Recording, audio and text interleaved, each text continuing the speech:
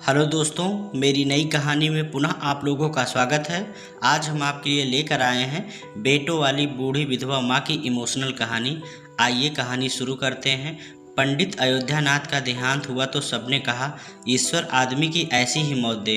4 जवान बेटे थे, एक लड़की।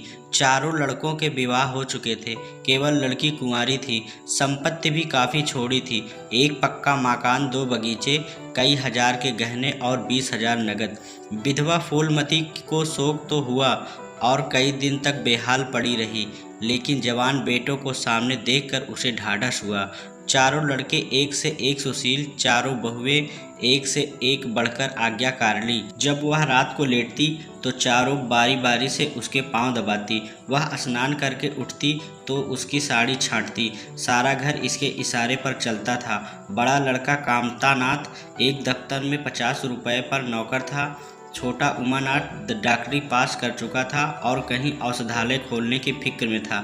तीसरा दयानाथ बीए में फेल हो गया था और पत्रिकाओं में लेख लिखकर कुछ न कुछ कमा लेता था। चौथा सीतानाथ चारों में सबसे कुशग्र, बुद्धि और होनहार था और अब की साल बीए प्रथम श्रेणी में पास करके एमए की तैयारी में लगा हुआ था।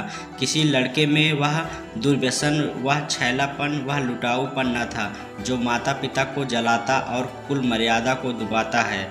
फूलमती घर की मालकिन थी। घर की कुंजियां बड़ी बहू के पास रहती थी। बुढ़िया में वह अधिकार प्रेम न था जो वृद्धजनों को कटु और कलहशील बना दिया करता है, किंतु उसकी इच्छा के बिना कोई बालक मिठाई तक न मंगा सकता था। संध्या हो गई थी। पंडित को मरे आज 12वां दिन था। कल 13 है, ब्रह्म भोज होगा, बिरादरी के लोग निमंत्रित होंगे। उसी की तैयारियां हो रही थी। फूलमती अपनी कोठरी में बैठी देख रही थी। पल्लेदार बोरे में आटा लाकर रख रहे हैं, घी के टिन आ रहे हैं, साग भाजी के टोकरे, शक्कर की बोरियां, दही के मटके चले आ रहे हैं। महापात्र के लिए दान की चीजें लाई गई, बर्तन, कपड़े, पलंग, बिछावन, छाते, जूते, छड़ियाँ, लालटेनें आदि। किंतु फूलमती को कोई चीज नहीं दिखाई गई। नियमानुसार ये सब सामान उसके पास आने चाहिए थे। वह प्रत्येक वस्तु को देखती, उसे पसंद करती, उसकी मात्रा में कमी बेसी का फैसला करती, तब इन चीज़ों को भंडारे में रखा जाता। क्यों उसे दिखाने और उसकी राय लेने की जरूरत नहीं समझी गई? अच्छा, वह आटा 3 ही बोरा क्यों आया? उसने तो 5 बोरों के लिए कहा था। घी भी 5 ही कनस्तर हैं, उसने तो 10 कनस्तर मंगवाए थे। इसी तरह साग भाजी, शक्कर, दही आदि में भी कमी की गई होगी। किसने उसके हुक्म में हस्तक्षेप किया? जब उसने एक बात तय कर दी तब किसी उसको घटाने बढ़ाने का अधिकार है। आज 40 वर्षों से घर के प्रत्येक मामले में फूलमती की बात सर्वमान्य थी। उसने 100 कहा तो 100 खर्च किए गए, 1 कहा तो 1। किसी ने मीन मेख ना की। यहाँ तक कि पंडित अयोध्यानाथ भी इसकी इच्छा के विरुद्ध कुछ न करते थे। पर आज उसकी आंखों के सामने प्रत्यक्ष रूप से उसके हुक्म की उपेक्षा की जा रही है। इसे वह क्यों कर स्वीकार कर सकती? कुछ देर तक वह जब्त किए बैठी रही, पर अंत में न रहा गया। स्वायत्ता शासन उसका स्वभाव हो गया।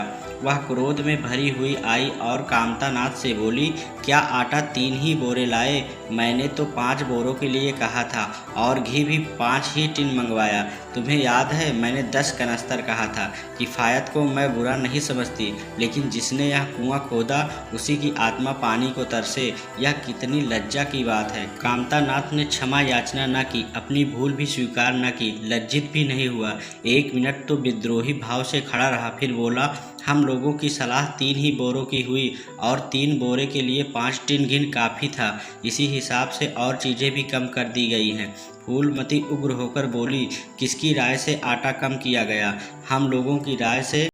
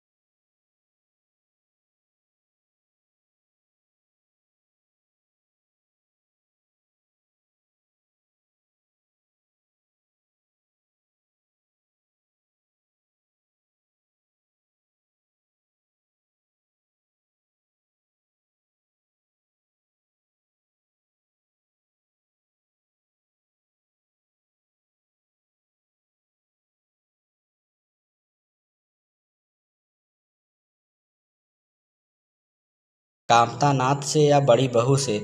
कामता नाथ कहाँ का बड़ा इंतजामकार है, रात दिन भांग पिए पड़ा रहता है, किसी तरह रो धोकर दफ्तर चला जाता है, उसमें भी महीने में 15 नागों से कम नहीं होते।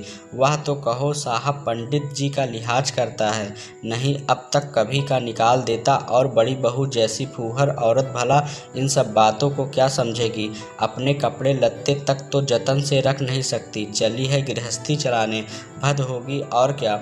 सब मिलकर कुल की नाक कटवाएंगे, वक्त पर कोई न कोई चीज़ कम हो जाएगी। इन कामों के लिए बड़ा अनुभव चाहिए, कोई चीज़ तो इतनी बन जाएगी कि मारी मारी फिरेगी, कोई चीज़ इतनी कम बनेगी कि किसी पत्तल पर पहुँचेगी, किसी पर नहीं। आखिर इन सबों का हो क्या गया है। अच्छा बहू तिजोरी क्यों खोल रही है, वह मेरी आज्ञा के बिना तिजोरी खोलने वाली कौन होती है। कुंजी उसके पास है अवश्य, लेकिन जब तक मैं रुपए न निकलवाऊं तिजोरी नहीं खुलती।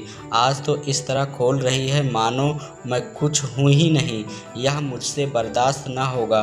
वह झमक कर उठी और बहू के पास जाकर कठोर स्वर में बोली, तिजोरी क्यों खोलती हो।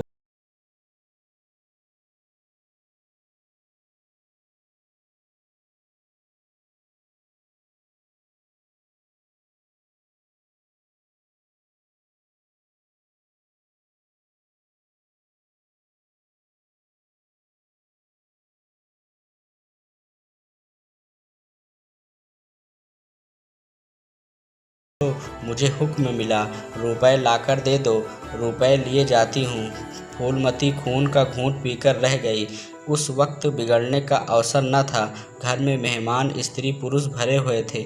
अगर इस वक्त उसने लड़कों को डांटा तो लोग यही कहेंगे कि इनके घर में पंडित जी के मरते ही फूट पड़ गई। दिल पर पत्थर रखकर फिर अपनी कोठरी में चली गई। जब मेहमान विदा हो जाएंगे तब वह एक एक की खबर लेगी, तब देखेगी कौन उसके सामने आता है और क्या कहता है। इनकी सारी चौकड़ी भुला दूंगी। किंतु कोठरी के एकांत में भी वह निश्चिंत न बैठी थी, सारी परिस्थिति को गिद्ध दृष्टि से देख रही थी। कहाँ सत्कार का कौन सा नियम भंग होता है, कहाँ मर्यादाओं की उपेक्षा की जाती है। भोज आरंभ हो गया। सारी बिरादरी एक साथ पंगत में बैठा दी गई।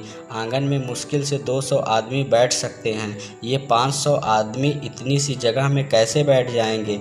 क्या आदमी के ऊपर आदमी बिठाए जाएंगे। 2 पंगतों में लोग बिठाए जाते तो क्या बुराई हो जाती।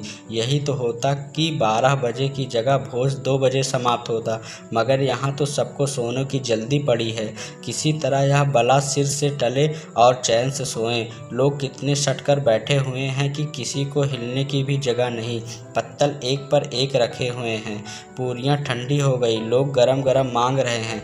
मैदे की पूरियां ठंडी होकर चिमड़ी हो जाती हैं, इन्हें कौन खाएगा। रसोइये को कड़ाव पर से न जाने क्यों उठा दिया गया। यही सब बातें नाक काटने की हैं।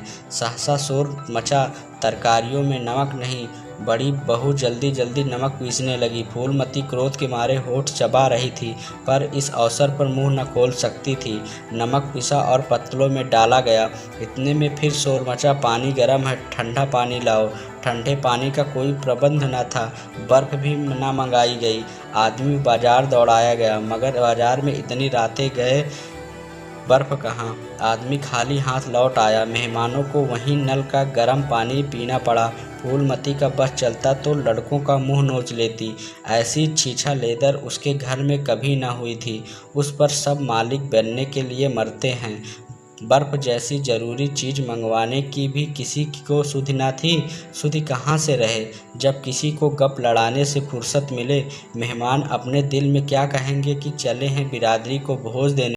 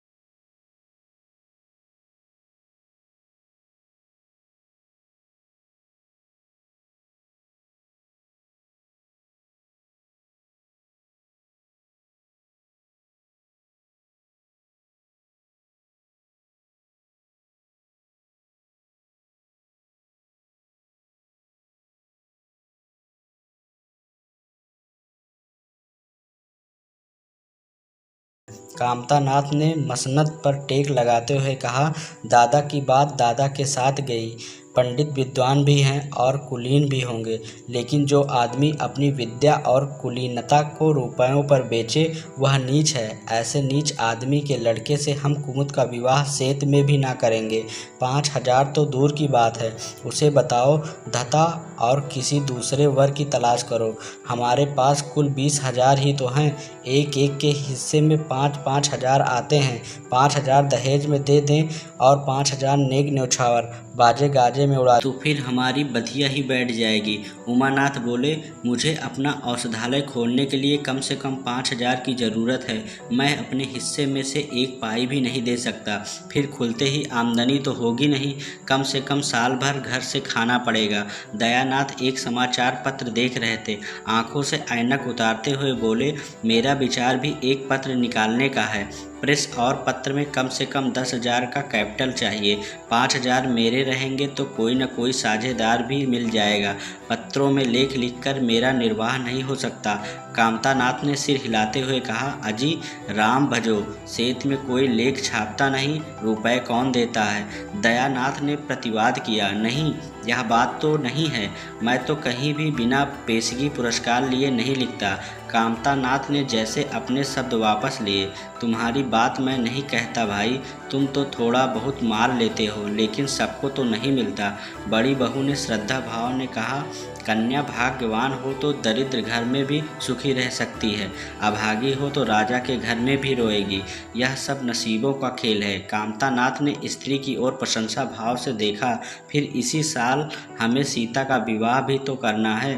सीतानाथ ने सबसे छोटा था, सिर झुकाए भाइयों की स्वार्थ भरी बातें सुन सुनकर कुछ कहने के लिए उतावला हो रहा था। अपना नाम सुनते ही बोला, मेरे विवाह की आप लोग चिंता न करें। मैं जब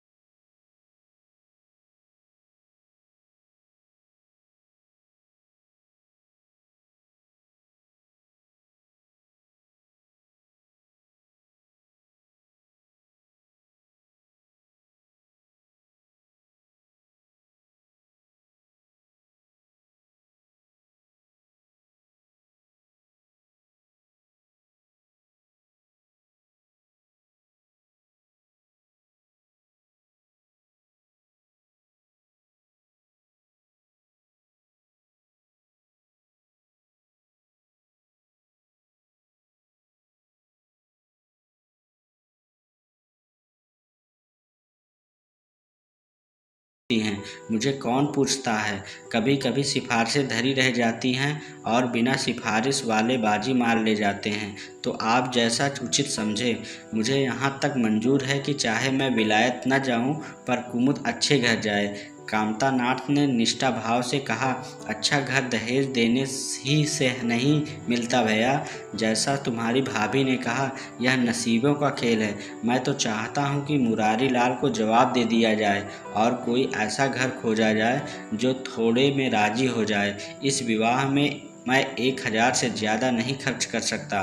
पंडित दीनदयाल कैसे हैं? उमा ने प्रश्न होकर कहा, बहुत अच्छे यम्मे बीए न सही, यजमानों से अच्छी आमदनी है। दयानाथ ने आपत्ति की, अम्मा से भी पूछ तो लेना चाहिए। कामतानाथ को इसकी ज़रूरत न मालूम हुई। बोले, उनकी तो जैसी बुद्धि भ्रष्ट हो गई। वही पुराने युग की बातें मुरारी लाल के नाम पर उधार खाए बैठी हैं। यह नहीं समझती कि वह जमाना नहीं रहा। उनको तो बस कुमुद मुरारी पंडित के घर जाए, चाहे हम लोग तबाह हो जाएं।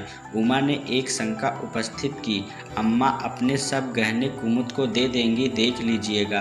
कामतानाथ का स्वार्थ नीति से विद्रोह न कर सका। बोले, गहने पर पूरा अधिकार है, यह उनका स्त्री धन है, जिसे चाहे दे सकती हैं। उमा ने कहा, स्त्री धन है तो क्या वह उसे लुटा देंगी?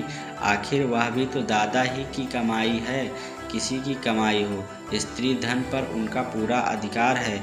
यह कानूनी गोरख धंधे हैं। 20,000 में तो 4 हिस्सेदार हो और 10,000 के गहने अम्मा के पास रह जाएं, देख लेना। इन्हीं के बल पर वह कुमुद का विवाह मुरारी पंडित के घर करेंगे। उमानाथ इतनी बड़ी रकम को इतनी आसानी से नहीं छोड़ सकता। वह कपट नीति में कुशल है। कोई कौशल रचकर माता से सारे गहने ले लेगा। उस वक्त तक कुमुद के विवाह की चर्चा करके फूलमती को भड़काना उचित नहीं। कामतानाथ ने सिर हिलाकर कहा, भाई मैं इन चालों को पसंद नहीं करता। उमानाथ ने खिसिया कर कहा, गहने 10,000 से कम के ना होंगे। कामता अविचलित स्वर में बोले, कितनी ही के हो, मैं अनीति में हाथ नहीं डालना चाहता। आप अलग बैठिए। हाँ, बीच में भांजी न मारिएगा।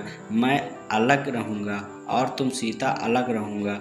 लेकिन जब दयानाथ से यही प्रश्न किया गया तो वह उमानाथ से सहयोग करने को तैयार हो गया। 10,000 में 2,500 तो उसके होंगे ही। इतनी बड़ी रकम के लिए यदि कुछ कौशल भी करना पड़े तो क्षम्य है। तो दोस्तों, आपको यह कहानी कैसी लगी हमें कमेंट बॉक्स में ज़रूर बताना।